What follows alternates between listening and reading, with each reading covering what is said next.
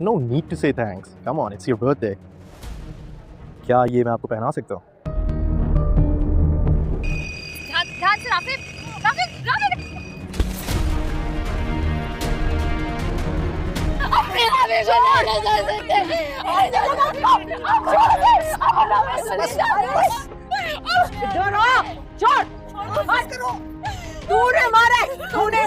تو نے مارا، یہ تیری مہندی نہیں ہے، یہ میرے بھائی کا خون ہے۔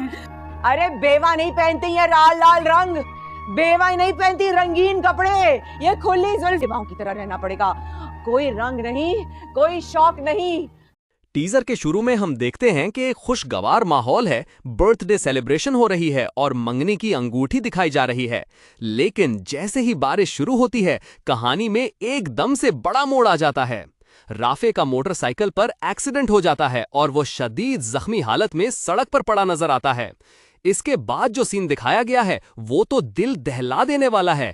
گھر میں جنازہ اٹھ رہا ہے اور سب رو رہے ہیں، لیکن کہانی یہاں ختم نہیں ہوتی۔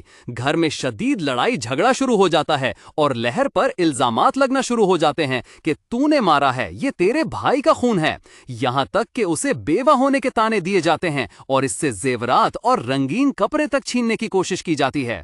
دوستو، ایسا لگتا ہے کہ ملکیت کی اگلی قسط جذبات اور دکھ سے بھرپور ہوگی۔